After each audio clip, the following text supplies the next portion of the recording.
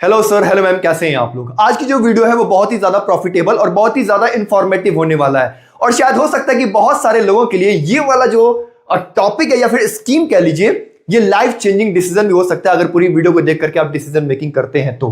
अब अगर मैं आप लोग से कहूं कि अगर आप हर महीने 4,166 रुपए निवेश करते हैं और 15 सालों तक निवेश करते हैं तो आपके पैसे 13 लाख रुपए से भी ज्यादा बन जाएंगे। और अगर आपने अपने निवेश को 4,166 रुपए से थोड़ा बढ़ा करके 8,333 रुपए हर महीने, या फिर दूसरी भाषा में बोले कि 1 लाख रुपए सालाना अगर आपने 15 सालों तक निवेश कर दिया तो आपके पैसे जो कि आपने जो इन्वेस्ट किए होंगे 15 सालों में 1 लाख के हिसाब से 15 लाख बन जाएंगे 27 लाख रुपए से भी ज्यादा, और पूरे की पूरे सरकारी गारंटी के साथ। और ये पैसे जो बनेंगे वो पूरे के पूरे टैक्स फ्री होंगे। तो चलिए वीडियो की शुरुआत करते हैं। चैनल पे पहली बार आएंगे तो प्लीज चैनल को सब्सक्राइब कर दीजिएगा, लाइक कर दीजिएगा। और पब्लिक प्रोविडेंट फंड के बारे में चलिए अब हम बात करते हैं।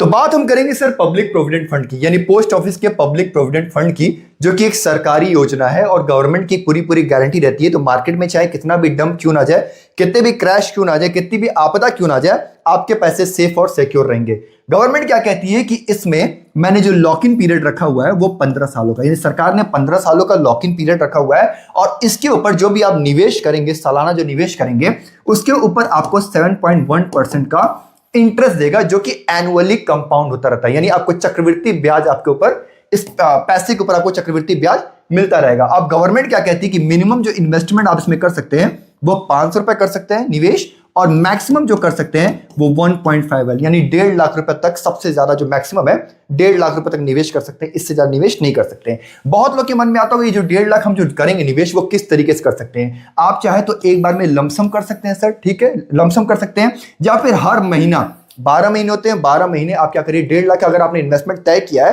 तो 1.5 लाख को आप 12 टुकड़ों में बांटिए और हर महीने आप क्या करते रहिए, निवेश करते रहिए। या फिर यह भी हो सकता है कि आप 6 महीने के अंदर भी आप चाहो तो 1.5 लाख रुपए तो पूरा आप दे सकते हैं। तो कहने का तात्पर्य मेरा यह है कि टोटल नंबर ऑफ जो चांसेस एक साल में मिलेंगे वो 12 चांसेस मिलते हैं। 12 बार में जो आपने पैसे तय किए होंगे वो आपको जमा करना होगा। अब चलिए क्या करते हैं, एक छोटा सा एग्जाम्पल ले लेते हैं सर। और एग्जाम्पल से पहले एक छोटी सी जानकारी यहां पे मैं देना चाहता हूं।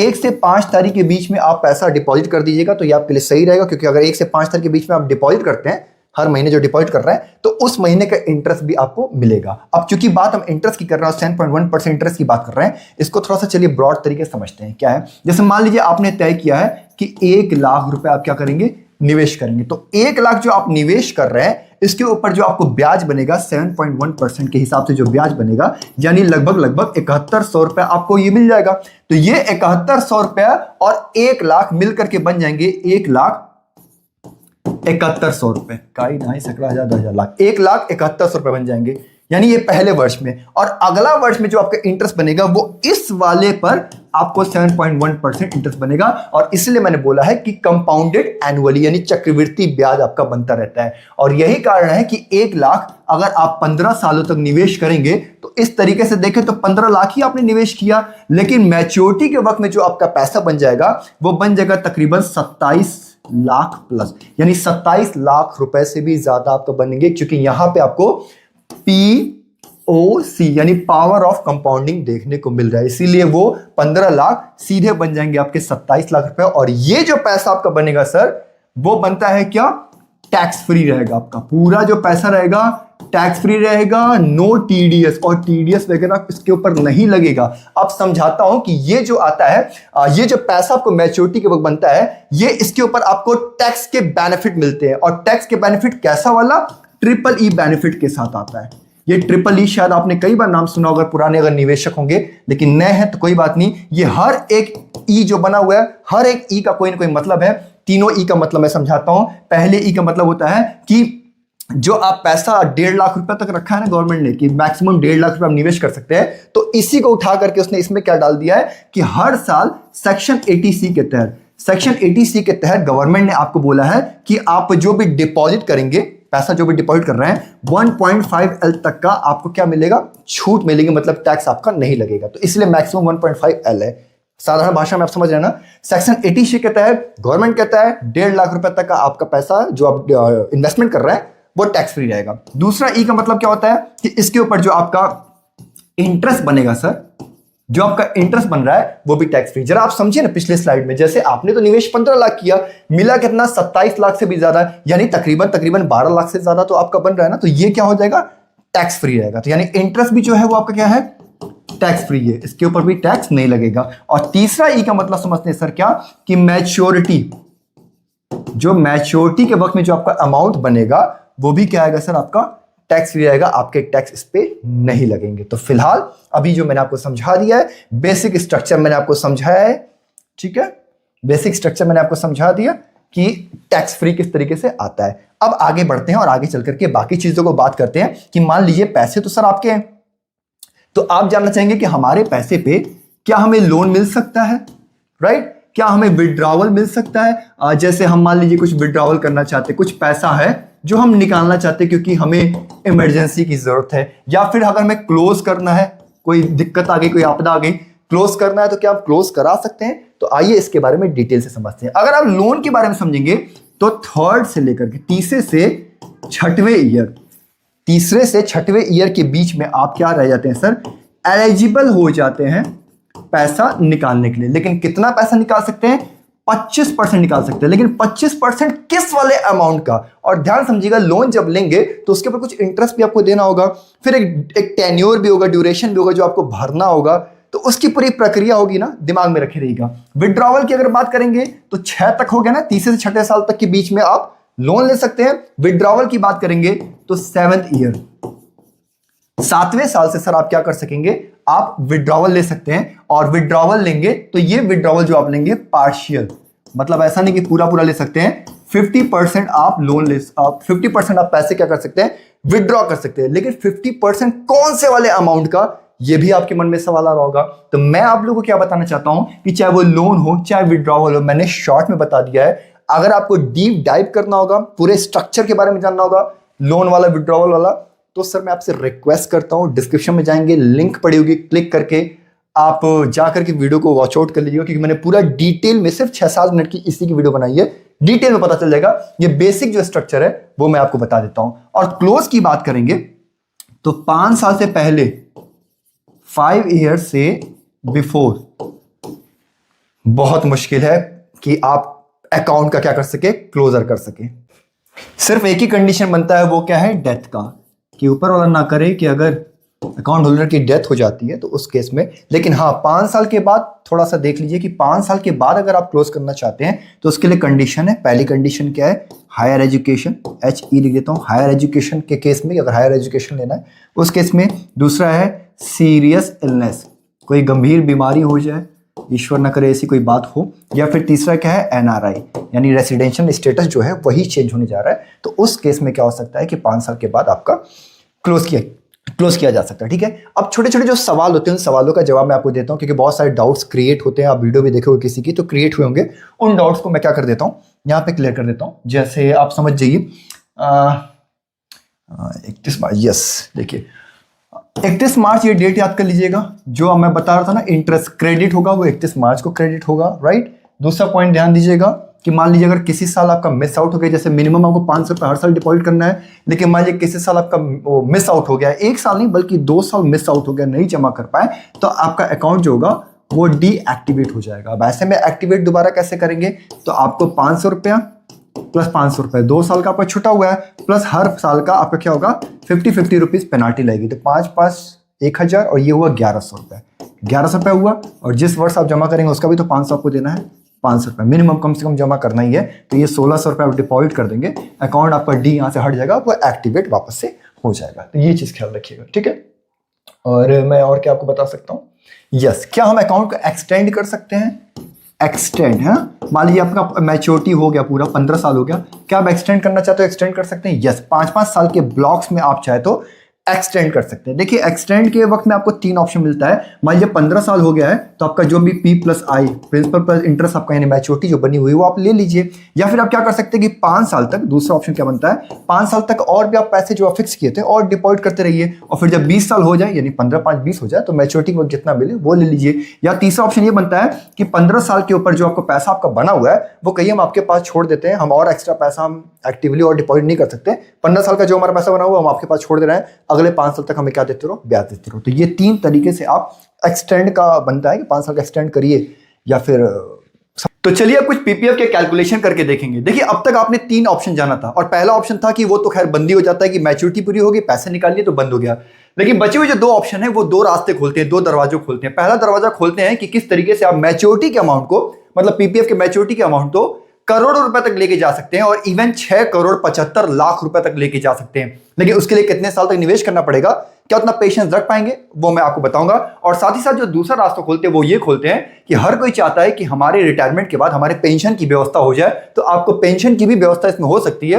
लेकिन किस तरीके से, चलिए बारी बारी समझते हैं। पहले मैंने कैलकुलेशन लिया हुआ है, ठीक है, कि आपको पता है यहाँ पे कि मैक्सिमम अमाउंट जो हम निवेश कर सकते हैं वो 1.5 लाख रुपए तक कर सकते हैं। तो 1.5 लाख रुपए अगर हम निवेश करते हैं यानी 12,500 रुपए हर महीने का हम निवेश करते हैं, तो 15 सालों के बाद जो आपका अमाउंट बन जाएगा वो बन जाएगा 40,68,209 रुपए, जिसमें से आपका जो इन्वेस्टेड अमाउंट होगा, इन्वेस्टेड अमाउंट मतलब कि जो हमने खुद निवेश किया होगा, वो 1.5 लाख के हिसाब से 15 सालों में हो जाएगा 22,50,000। मतलब 22,50,000 तो हमने निवेश किया होगा और इसके ऊपर जो इंटरेस्ट बनेगा हमारा वो बनेगा 18,18,000 रुपए का निवेश आपका बनेगा, इंटरेस्ट बनेगा। तो ये दोनों को जोड़ेंगे तो टोटल आपकी मैच्योरिटी अमाउंट 40,68,209 हो जाएगा। लेकिन कितने सालों के लिए, ये 15 सालों के लिए आपकी यहां पे बनती है। अब आप नेक्स्ट स्लाइड में देखोगे तो मैंने क्या लिखा है कि 15 इयर्स एक्सटेंशन। आपको पता है कि 5-5 ईयर के ब्लॉक्स में हम एक्सटेंशन करते हैं। तो मान लीजिए 5-5 ब्लॉक्स के 5-5 ईयर के हमने ब्लॉक्स में 3 एक्सटेंशन मारा, तो टोटल एक्सटेंशन हमारा 15 सालों का अगर हो जाता है, तो इस पर फिर अगर हम कैलकुलेट करने की कोशिश करें तो कितना कैलकुलेशन आएगा। तो देखिए फर्क कितना पड़ जाता है शुरुआत के 15 साल में और अगले 15 साल में। इन्वेस्टेड अमाउंट जो होगा वो 45 लाख होगा, यानी 30 सालों के लिए अगर हम हर साल 1.5 लाख रुपए निवेश करते हैं तो टोटल इन्वेस्टमेंट अमाउंट हमारा होगा 45 लाख रुपए और इस पे जो इंटरेस्ट बन जाएगा वो बनेगा 1,09,50,911 रुपए। बहुत बड़ा ह्यूज डिफरेंस आपको देखने को मिल रहा है। और मैच्योरिटी के वक्त, यानी जब ये दोनों आपका सम किया जाएगा तो मैच्योरिटी के वक्त आपको मिलेगा 1,54,50,911 रुपए। तो शुरुआत के 15 साल और नेक्स्ट 15 साल में काफी फर्क है। तो ध्यान दीजिएगा 5-5 साल के 3 एक्सटेंशन मैंने मारा है और 15 साल पिछला वाला, 15 साल ये वाला करके ये वाला मैंने कैलकुलेट करके दिया है। हालांकि एक चीज और बताना चाहते हैं कि अगर आप अपने इन्वेस्टमेंट को आप 50 सालों तक खींच करके लेके जाते हैं और वही 1.5 लाख, समझिएगा मैंने आपको बताया है शुरुआत के 15 लाख वाला, ये वाला 15 साल और एक्सटेंड हो रहा है यानी टोटल आपका 30 साल तक। लेकिन अगर आप 50 साल तक वही 1.5 लाख रुपए इन्वेस्ट करते हैं, हर साल करते हैं, तो आपका ये 50 सालों में जो पूरा मैच्योरिटी का अमाउंट हो जाएगा वो 6,75,00,000 रुपए तक का हो सकता है ये। लेकिन मुझे पता है कि ये जो 2 ऑप्शन बताया था करोड़पति बनने का वो मैंने आपको दिखा दिया। लेकिन बहुत सारे ऐसे लोग होंगे जो कह रहे होंगे या सोच रहे होंगे कि नहीं नहीं नहीं, हमें 15 साल तक जो मैच्योरिटी थी ना, हमें एक्सटेंशन वगैरह नहीं करना है, ब्लॉक्स में पढ़ानी नहीं है, 5-5 साल के ब्लॉक में नहीं पढ़ाना है, एक्सटेंशन नहीं करना है। हमें क्या करना है कि जो हमारा पैसा मैच्योरिटी के वक्त बना हुआ है हमें वो सरकार के पास छोड़ देना है और हमें उसके बदले में क्या लेना है, हमें इंटरेस्ट लेना है। ठीक है, तो देखिए आपको याद आ रहा होगा 15 साल का मैंने अभी जस्ट आपको दिखाया था कुछ देर पहले कि पहला 15 साल का जो हम निवेश कर रहे हैं और निवेश पे हमारा जो पूरा पैसा बन रहा है वो कितना बन रहा है, 40,68,000 रुपए मैच्योरिटी अमाउंट बन रहा था ना, इससे पहले जस्ट आपने देखा। फिर से एक बार देख लीजिए, ये वाला कहाँ गया, किधर गया, ये रहा, ठीक है, ये रहा ना।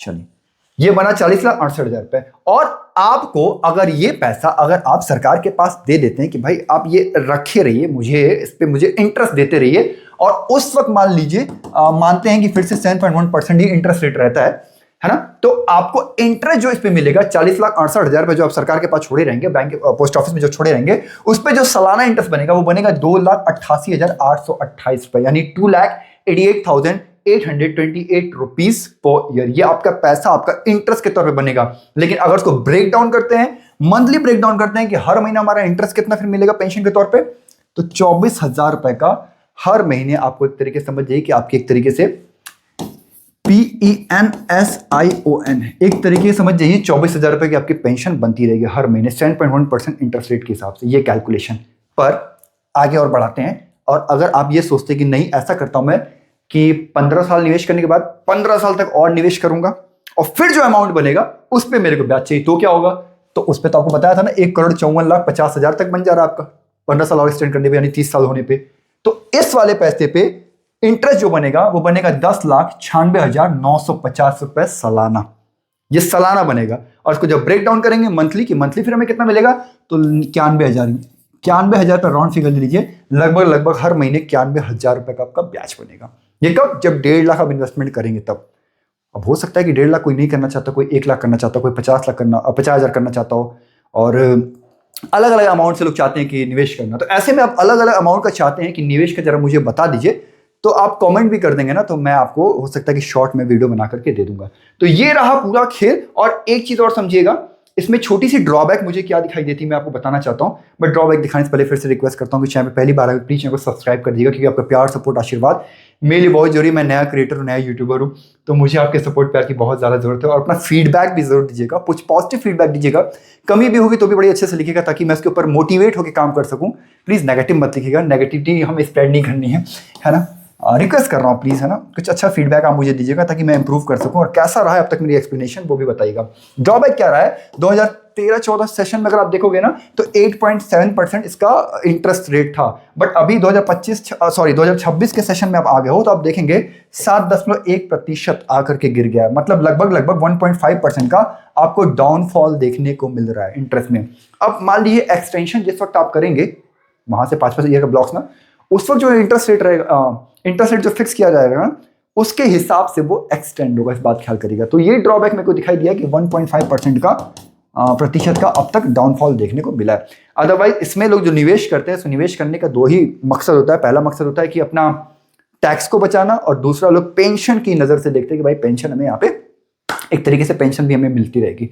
तो ये दो प्रॉफिट को ध्यान रख करके लोग करते हैं। अब इसमें कोई भी कैलकुलेशन ऐसी जो आप चाहते हैं कमेंट करिएगा, मैं कैलकुलेशन आपको समझा दूंगा, ताकि आपके लिए समझना आसान हो जाएगा कि इस फिगर पे कितना मिलेगा, ये करने पे क्या मिलेगा, मैं कमेंट करके बता दूंगा, जरूर से आपको बताऊंगा, या तो शॉर्ट वीडियो में आपसे बना करके डाल दूंगा। लेकिन आपसे रिक्वेस्ट करता हूं कि फिर से चैनल को सब्सक्राइब करके, लाइक करके, कमेंट जरूर करिएगा, अपने फीडबैक जरूर दीजिएगा, और इस स्कीम के बारे में अपने दोस्त या रिश्तेदारों को भी जरूर बताइएगा कि ये निवेश इसमें करना सही रहेगा कि नहीं रहेगा। वो जैसा भी उनका डिसीजन होगा, लेकिन आप उनको शेयर जरूर करिएगा।